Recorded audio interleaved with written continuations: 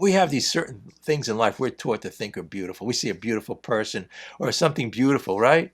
But everything in its own way, we can transform, see the spark of divinity. You get it? The spark of divinity in everything. Even in the worst person, your enemy. Love your enemies more than, your friends, right? Because we have this patience, and I said the watchwords on page 118. We have that patience, love, and tolerance. So again, look, we come right to the chase here. We want to get that spiritual awakening. So a lot of it's due to resentment to people. So we have here the sick man prayer on page 66 and 67, if you want to read that. Page 552, we pray for the other person. Because when we have this God consciousness, we have this love and tolerance and patience, right?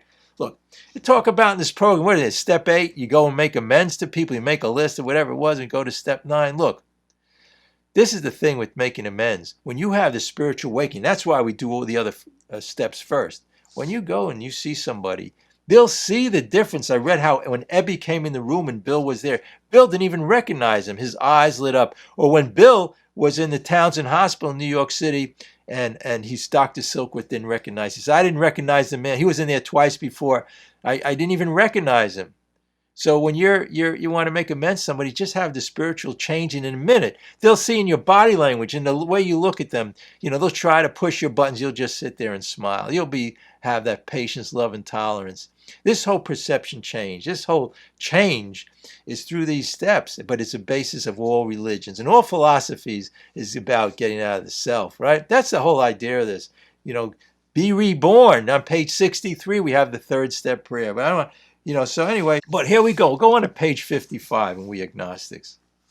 So here, right before that, this is amazing, the history here. So, this wasn't too far after when they wrote this, the Wright brothers did the way of flight. So right at the last sentence on page 54, it says, hence you saw that reason isn't everything. Well, there we go.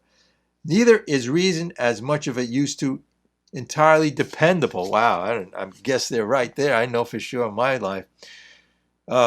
What about people who prove that man could never fly? So here they are. They believe, they believe that man, they tried and man, it was up to God, that they couldn't fly. So all the scientists thought this. They're great minds at the time. But what does the next sentence say? It's like relating it to the flight of an airplane, relating it to our lives. Here's a spiritual awakening on page 55. On page 55, in We Agnostics, the first paragraph says, yet we had been seeing another kind of flight. So again, people didn't believe we could have that physical flight, but in our lives, because of the way we're brought up, what is it? We can't have this God consciousness. We can't be happy. We got to figure life out. We got to know what, how to do it, or what make people understand who the heck we think we are, right? I mean, the craziness, but we can rise. Listen to this. It tells us the answer here. Look, the answer's in this paragraph, right? Again, I always say we could end the meeting right now if you just have that spiritual awakening and be done with it, right? You don't need another 5 years to find your marbles and 10 years to learn how to use them, because this is the hardest. Look, this program is so simple, but this is the difficult part. It's simple. When you want to let go and you finally decide you want to surrender, getting out of self. Your concept of God is said as we understand God, right? So don't get hung up on that, just so long as it's not me. Ego, easing God out. So he says here, a spiritual liberation from this world, people who rose above their problems. We're talking about airplanes here. It's like an airplane going over the storm clouds. We can have that rays of consciousness, that God consciousness, that higher power. These little plans and designs that you're upset, you wake up in fear. When you're out of the self, what does it matter if there's no more self left? If we're reborn and thinking of that God consciousness, so what does it matter what happens in our lives if we have financial ruin, if we get ill, even if our own death, people can accept that, or death of people around us. We have that spiritual awakening, that spiritual confidence, that God consciousness. Spirituality is a way of strength. People think it's a way of weakness, right?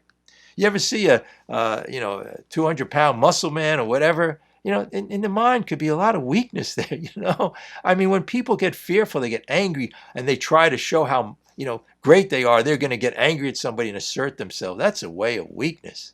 Hey, when we want to be assertive, look, I just thought of this thing. Look, there are 3 ways to be assertive. Let me tell you this. The first way is to get angry and upset at somebody and show them who you think you are. The second way is just to explain to them how you feel. A lot of times they go to therapy and they say, look, you got to explain to a person how you feel. Let them know that, you felt hurt by what they did. But listen, this is a spirituality. The third, and the way we do it here, is let it roll off your back like water off a duck's back, right? You get that? When you're spiritually inclined, it's not about the self anymore. I don't have to tell people and set them straight. That's all about the ego. That's about, building up. Again, we talked about the self-esteem. No, I got God esteem. God is forgiving. It gets slapped on one cheek, you show them the other cheek, whatever it is. Forgive them, for they know not what they do.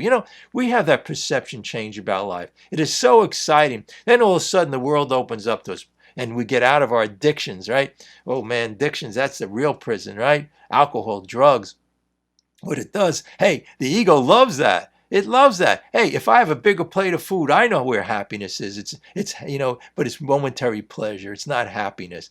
Pleasurable things. Okay, here goes the story. The guy spends all of his life trying to, hundreds of thousands of dollars he spends, years trying to, and then he gets frostbite climbing Mount Everest. He gets to the top and he's like, oh wow, this is the greatest thing. You feel so great, pleasurable, right? Pleasure we're talking about.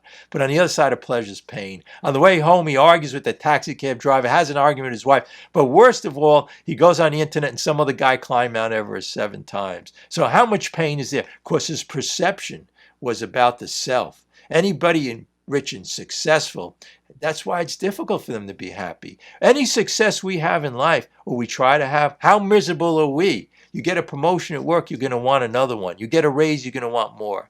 There's always something else, a bigger house. It doesn't matter. You have a big house here, some guy has a bigger house facing the water, whatever it is, on the ocean, whatever. Who knows?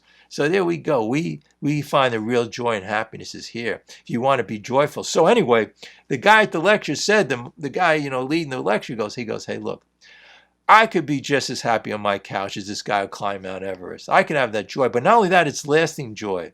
When we work the spiritual muscle, and right now, there's no reason why you shouldn't be happy now. And if you want to tell me it's the chemicals in your brain, redirect the chemicals. Over time, they'll redirect. We weren't meant to be depressed.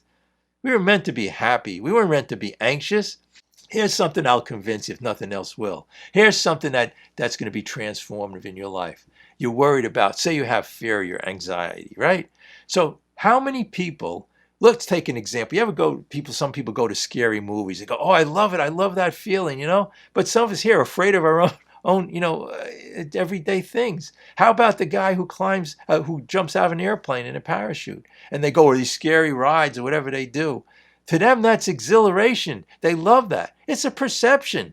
It's perception. So when you're feeling, what we do is, hey, look, this is what we do. As some neurotic people do this, right? Hey, look, let me tell you this. We feel a little bit of fear. We take it to the extreme. I'm going to be fearful. I'm going to go crazy. They're going to have to lock me up, right? The other person, they love it. They love this exhilaration. They love, oh man, I was out of my mind. I was so fearful, and they're excited in it. It's a perception. Right? But the fear is all false. Hey, look, God gave us this ability to think, but if someone puts a gun to your head, get fearful, right? Or you're in the wilderness. But no, we use it, self-will run riot. We use our intellect. We misuse it. Again, if you want to get on this meeting, use your intellect. But after that, let it go. Don't think. Don't think. There's no reason to think. It's all false. It's coming from a false premise. Anything you resentment you have towards people is through a false premise. You're not seeing the other. We have the sick man prayer on page 66 and 67. You're not seeing the compassion, love, and tolerance that we have throughout the day in this program for the other person, right? Bill had it. Bill, right. Let's go right to Bill's story. So Bill, what happened was he went through these steps with Evie, right? And then he had that spiritual awakening, that God consciousness, what really it is. Look, when I use the word higher consciousness or God for anybody here who wants to look at it a different way, it's the way we're meant to be. We are created. Even if you want to look at it, hey, let's look at it scientifically.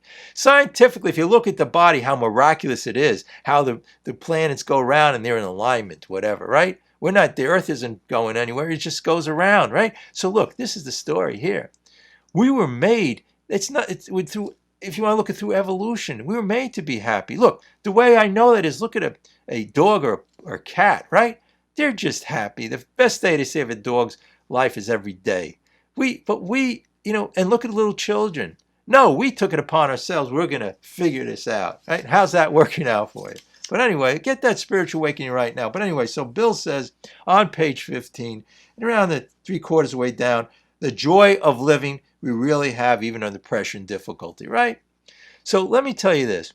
The joy of living that Bill and these people, when you have that spiritual awakening, is these pressure and difficulties aren't real. I told you, guy at a meeting, he stood up there and he says, when I have my first thought for the day, I say, hey, that's not true. And he says, when I have my second thought, it's not true. All of these things we're thinking aren't true. Again, 10 people can have the same thought. So if you're sitting there and thinking, thinking, I had a video about that the other day, right? Again, they're up on YouTube. Again, my name is Bob Rothman. Just put that on YouTube, BOBROTHMAN, and you'll see the meetings that we have here. And but anyway, the point is that the joy of living under pressure and difficulty, right? A few sentences down, the most impossible domestic situations righted. Feuds and bitterness of all sorts wiped out. 99% of things you're thinking about are due to other people. Do you want all of that to be wiped out, that feuds and bitterness? How do you do it? Okay, I know how you do it, is go and try to tell the other person, straighten them out. Tell them about your feelings. Tell them about this. How's that working out for you, right? Tell them what you think or yell at them or show them the right way, right? No, the feuds and bitterness are wiped out because we have this God consciousness, higher power, spirit of universe, just feeling that flow. Again, when we're centered, when we're in the present, the eternal present, we don't have to try anymore. We have faith.